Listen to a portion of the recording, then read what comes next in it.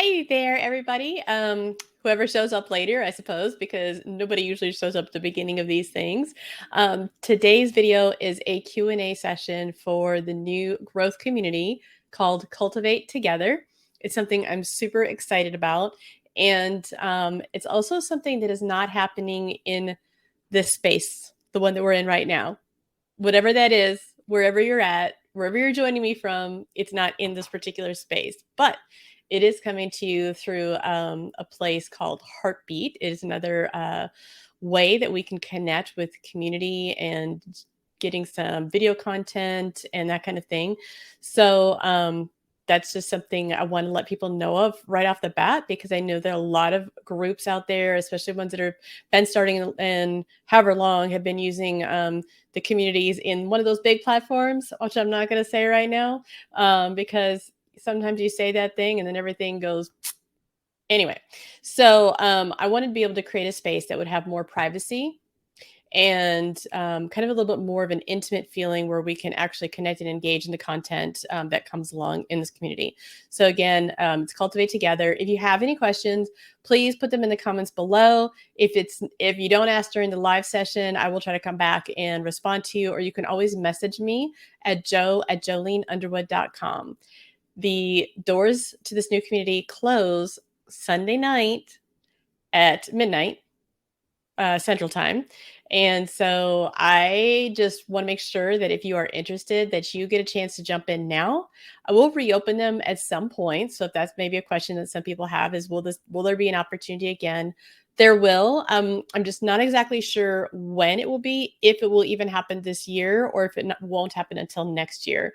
I want to give this founding member group a good chance to kind of get going, to get some of the content going, and to help shape how things move forward before I do another launch in the future.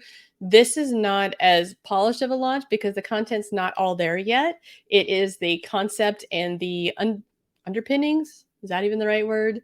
The framework, the structure, the starting point for each of us.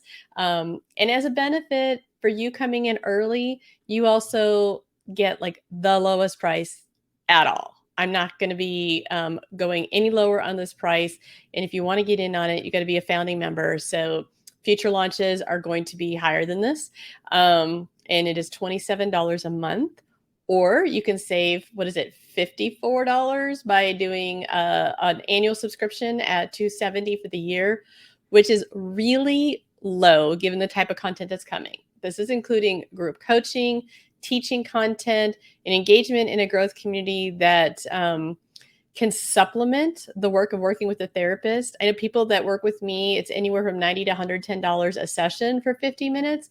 And this is going to be an opportunity to work with me and grow in community with other people. So I am just really excited about all the ideas in my head, and then also hearing from the members that do start with me what's going to be helpful for them. I haven't had any questions come in, and I know this is pretty new, and so that's all okay. But I thought I'd maybe just kind of address some questions that people might have. So what is this? What do you mean by a growth community? Let's say that that's a question that people might have. So if I step back a little bit and I think of some of my journey in the last 10 years, this last decade has been really pivotal for me in a lot of ways. And where it started was when I was at a place where I couldn't function anymore. PTSD, depression, anxiety, aftercare trauma. I was down for the count, barely functioning. And I knew that I needed to heal from that, from the trauma, but I knew that I needed to heal from something else too. The whole time that we were at the ranch where we fostered, and I'll be sharing more of my story in the group. So if you don't know the story, you'll get a chance to hear more of it in the group. But I sensed this whole time that there were certain fears that were keeping me from speaking up. There was fears that were intensifying the anxiety that I felt. There were just hesitations in me, and then anger that was coming up because I wasn't listened to, heard, the things that I needed to say. So some of the things that we experienced, it wasn't safe emotionally for us, because it was so much chaos and so many things going on. I'm probably going to go off the side rails if I start talking about it too much right now. So I want to kind of veer off of that. But the bottom line is that when we came back from the ranch and I knew that I had all these signs of trauma and I wasn't functioning well, I didn't want to just heal from the trauma. I remembered all these times in my past when I struggled to speak up and I felt fear and I would shake and tremble because of other people's opinions, because of disapproval, because of fear of getting it wrong, fear of failing, or and then when I would start to shine, if you will, if I would start to show my gifts and speak out actually the things that I felt like God was calling me to say, or use the gifts in a way that I thought God was had designed me to, I felt shut down everywhere I went, based on what people would say, based on what they would do, based on my assumptions of what people thought of me and what they thought I should do.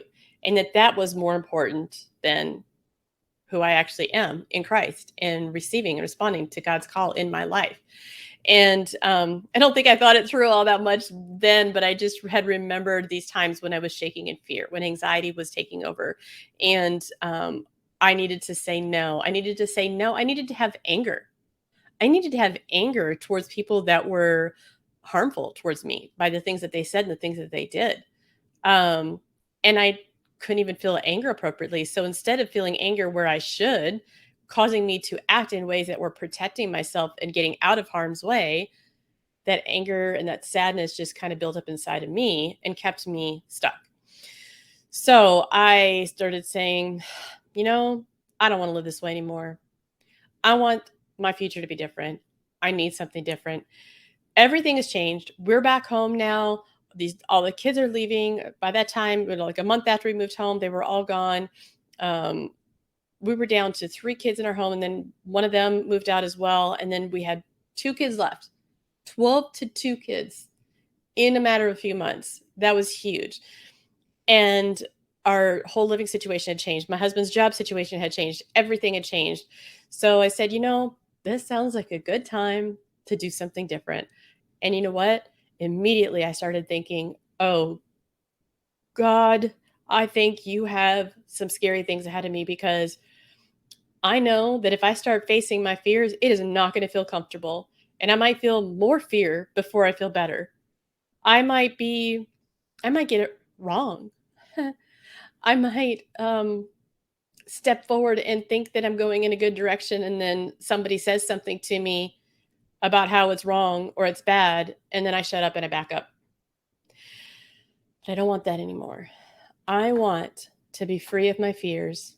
I want to stop being weighed down by anxiety. I want to stop letting other people's opinions decide what I do with my own life. I want to respond to God and the Holy Spirit, even when it is scary, even when it is confusing. And I don't know that, even if I get it wrong, it was hard to say that even initially. So God, let's go. It's time for something different. I don't know what all that's going to include, but it's time to go. That started me on a pivotal journey to start reading books, to start exploring in my prayer time with God, and just reflecting on. I started noticing that things were happening in my body, the thoughts that I would have, the way that I would react or not respond in ways that I wanted to. And it wasn't like it all happened at once. It's like just God was revealing layer after layer, and then I would read these books from pastors and theologians and psychologists, and honestly, I kept seeing God's design for healing and growth showing up in the things that people have found helpful for emotional healing and experiencing freedom. Those are things that God was ministering to my heart too. But I didn't have words. I didn't have a framework to put on it. Then when I went to school 2 years ago, when I signed up for the Townsend Institute, which is led by Dr. Townsend, and he and Dr. Cloud co-wrote the Boundaries books. Dr. Cloud wrote Changes That Heal, based on this character structure, which I will talk about in a minute. So I went to the Townsend Institute for my counseling degree, my master's in counseling, and one of the key things that they would talk about is the Townsend character model. And it's not a therapy modality, but it's a model that talks about the internal structures inside of us that help us to live well. So the way that they phrase character, the way that they define that term is the set of capacities needed to meet the demands of reality. I think that says a lot. I'm going to say it again. Character is the set of capacities needed to meet the demands of reality. So I don't know if you caught my previous videos on capacity. I just barely touched on a concept of capacity that had to do more with mental space and emotional space.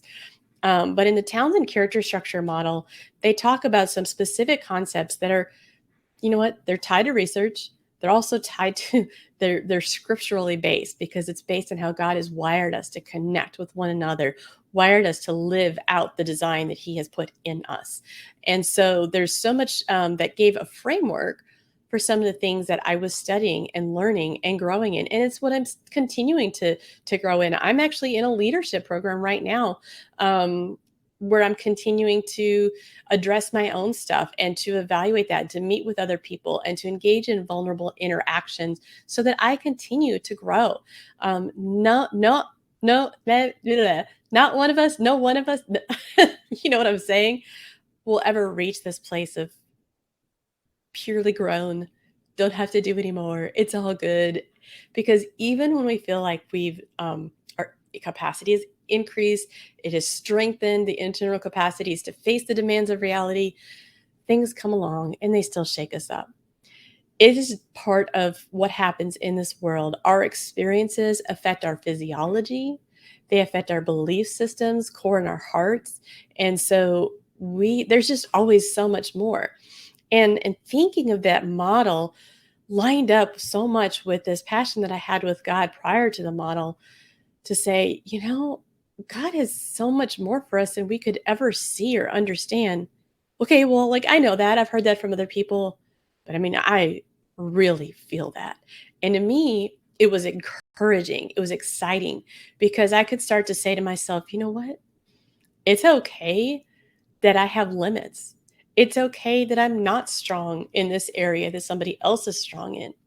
Because if God is the fullness of all of it, and neither one of us can hold a full reflection of him in our identity, I see this like this, I don't know how to verbalize this, but it's like this complementary, like, picture of each of us with these different strengths, almost like a Tetris puzzle. Like, somebody has these strengths and somebody else has a weakness, and then there's a strength over here, and it all fits together. The goodness of God that comes through in each of our lives in different ways comes together because they're all part of how who God is, and his reflection in us. So that gives me a little peace and freedom to say, I don't have to have it all figured out. I don't have to be the one that's got it right in this situation. Maybe my heart and spirit can experience some rest now.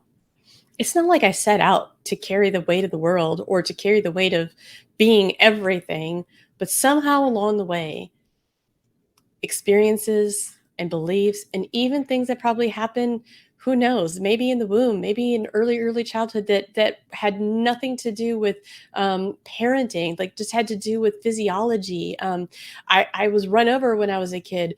Who knows what happens when your head hits the ground and you're 18 months old and you almost die. Different things happen in our lives that affect that, right?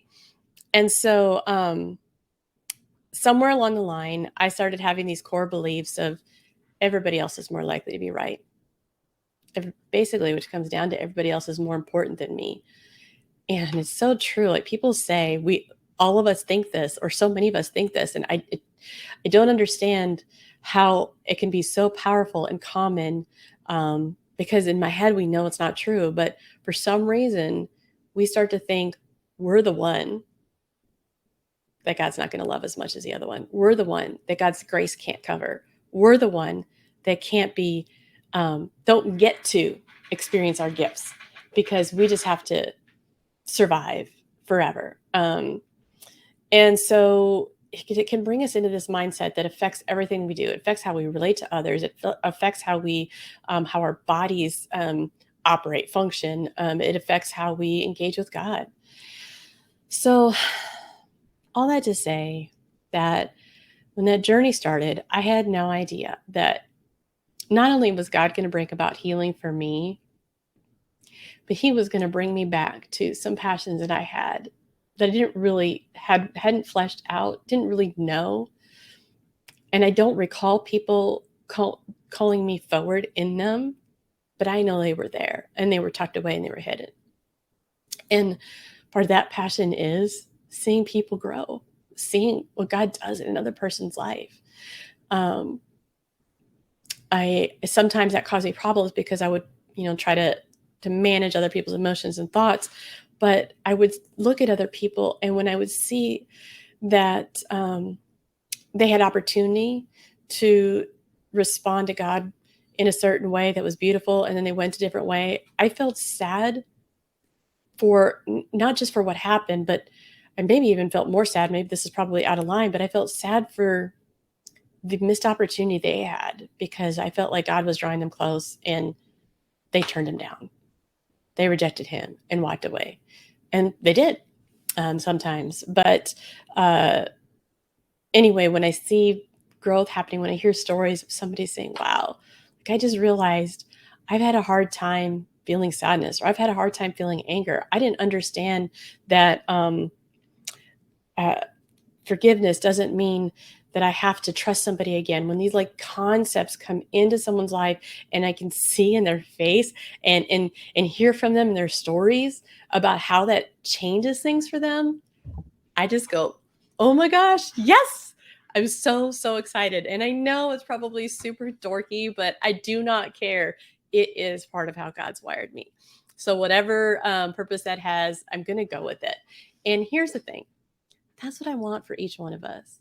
Not to have the same gift that I have, unless that is already there, something similar. Not to think of things the way that I think of, but to be intentional, to make yourself available to that transformative process. Oh, and I sure hope I have the right audio here. Okay, just checking because sometimes the sound could be bad. So just wanted to check that. But when I want to see God's people really engaging with him in a way that shapes who they are and how they operate in this world from a heart level, from the core of who they are, from receiving who God is and how he works in their life.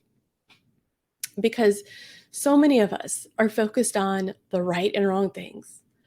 We're focused on the right and wrong things for ourselves and for other people.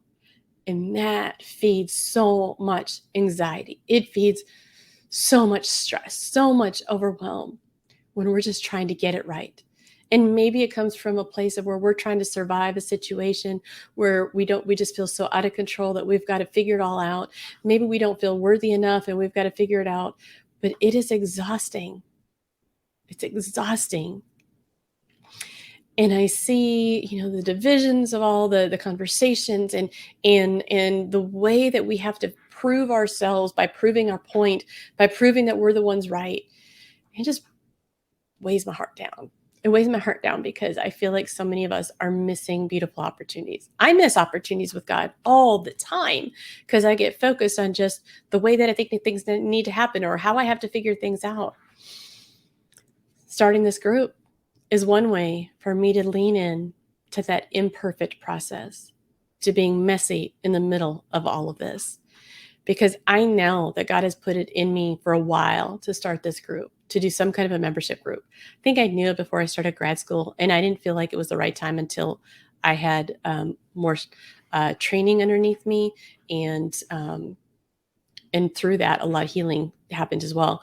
But when I asked God about kind of starting, I felt like a date came to mind. And the whole week before I launched on Monday, I had my granddaughter here. She's 5, y'all. We were busy. We were having fun. It was quite the time. I was not sitting at the computer, writing out all the emails, prepping all the social media posts, figuring out all the content in advance and making sure it's ready to go. I just couldn't do it. I could not get to it. I wanted to spend time with her, and we've been packing for a move out of state. And still I said, okay, I could say, like I've said before, okay, well, I'm just going to let that go and I'll push the date back. No, I didn't feel peace about that. I felt like it's time. Let's just go and we will grow as we do it. Those who join me, I appreciate their patience in advance, but we're in process and I don't even know some of the things that I need to create until it's needed, until we need to do it. So I have some videos that I'm gonna be working on next week that are going to go in the group. I don't know if you guys have heard of Heartbeat, but it is a fantastic place where you can also access on the mobile as well as on a browser and manage all kinds of levels of notification. We'll include videos there. I'm going to be doing my best to so here's a question. I got this one from a email subscriber. She asked if there was going to be closed captioning available, and I thought, oh my goodness, I definitely have wanted that to be the case. I mean, ideally, if I could sign fluently, I would do that too. I would offer that, but I can't. I can only sign a little bit here and there. But for those who don't know, I grew up. I was 40% deaf. I struggled hearing as a kid. Not like so bad that I really, really noticed that part of it, but it affected my life anyway. And I had a lot of tube surgeries, things like that. So I just had kind of a passion for people who have difficulty hearing. And I do want to offer that. It is not going to be perfect at first. I'm using I've gathered some tools over the last couple of years to prepare for doing something like this. And so we will have closed captioning options. I believe I've tested it out. I believe we will have those in the Zoom group. Whoever wants them just needs to request permission, I think, so that it's not in the way for everybody else, the way I understand it so far. And in the videos that I do, I have a program where I can upload it and get some subtitles and even transcripts, but I don't have the bandwidth right now to do the editing, so they will be imperfect, but available for the people who need it. And then as we grow, if I can afford help, great. Then we will make it even more polished in the future. But I don't want to start all polished. I mean, part of me does. Let's be honest. Yeah, part of me really does. But the reality is, when I see some things that are like super polished, it like almost rigid, I'm not interested because a person doesn't feel real, and I kind of get turned away. On the other hand, there needs to be enough that is figured out and framed and clear so that we have a path moving forward.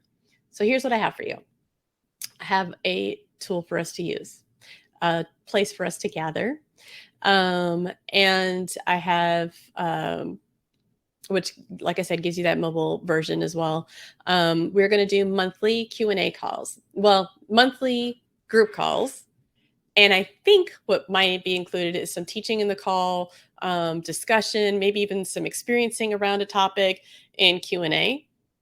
Could change, could be something different in those group calls, could be a really great opportunity to network and to meet with some network, maybe isn't the right word, but to meet other people who are growth minded like you and to build some connections. And definitely I'm hoping for opportunities to experience some of the principles and actually put them into practice in a safe community. I plan to provide training and equipping, facilitating what a safe community is going to look like. How do we engage with one another so that we can express our own vulnerability and then be a safe place for other people's vulnerability? And what does it look like to bring some vulnerability into the group without it being too much and without hiding? Part of the process, part of what we'll grow through. And then regular teaching content. I'm imagining most of it will be videos, but there may be times when it's like maybe just an audio or a document of some kind. I definitely want to be incorporating not Q&A, prompts and tips for using Unleash sheets. So I've had this tool out there for the last few years, but I haven't done much with helping people use that tool to a greater capacity because it's really, really versatile. And I believe that kind of leaves it a little bit broad. And by being part of this group, you'll get some guidance to actually let that tool facilitate more growth and more connection between yourself, within yourself, and with God, which ultimately increases our ability to connect with other people. So more on that in the group. And that's where we're going to start. I've been told that one of the best ways to not overwhelm my members is to just have one content piece a week. So it might be the group call one week, a video, the other 3 weeks, I don't know. But I do have a special place just for those prompts so that if the prompts come up during one of our discussion places, put it in this place so that it's all captured in one spot for people who want to use that prompt in this tool. If you're not familiar with Unleashed Heart and Soul Care Sheets, just really quick about it. It's a tool that helps you process life's challenges, choices, decisions, confusion, all those things with God, and to practice hearing from God. Um, and that's all I'm going to say about it right now. If you have any questions, please let me know. So let's see. Any other questions? The registration is closing Sunday night, the 26th. This is, again, just the founding member launch. I do plan to relaunch at some point. I'm just not sure when. I'm also looking at a second membership group, a network for church care leaders, people who are interested or already doing some kind of like their desire is to improve care within church communities. And there's a lot of people that are out there doing this, and they're doing like maybe different programs, maybe different teachings, online presence, all those types of things, but they're alone. And so I want to bring that network together. I'm just not sure what the timing is going to be on that. So if that's something of interest, or if you know of somebody that might be interested in that, just let me know. Probably in August is what I'm thinking. And I'm trying to think of any other questions people might have. Like I said, it's really, really inexpensive. I mean, really inexpensive when you think about just the cost to see a therapist or a coach once a week, individually. And inside the group, just to give you a heads up, there might be a couple of bonuses for you. Might have given away a little bit of something there, but I'm not going to say anything else until I announce it in the group. Just a trailer teaser, I guess that was. Let's see. I think that's pretty much it. If you have any questions, feel free to let me know. The website would be good, right? The website. Okay. JoleneUnderwood.com/cultivate together. That is website with a little bit more information and has a link for you to be able to register. After the doors close, I'll have a waiting list for people who want to join in again later, but it is going to be, I don't think the prices are going to be the same. I think it's going to be more. I just don't know how much more yet when I relaunch the group. So I would love to get the founding members started. I have an idea in mind of kind of a good size group to start with. We're on path for that, but I definitely have room for more. So I hope you will join us. I hope you'll share, and I hope you will let me know if you have any questions. Take care, everyone.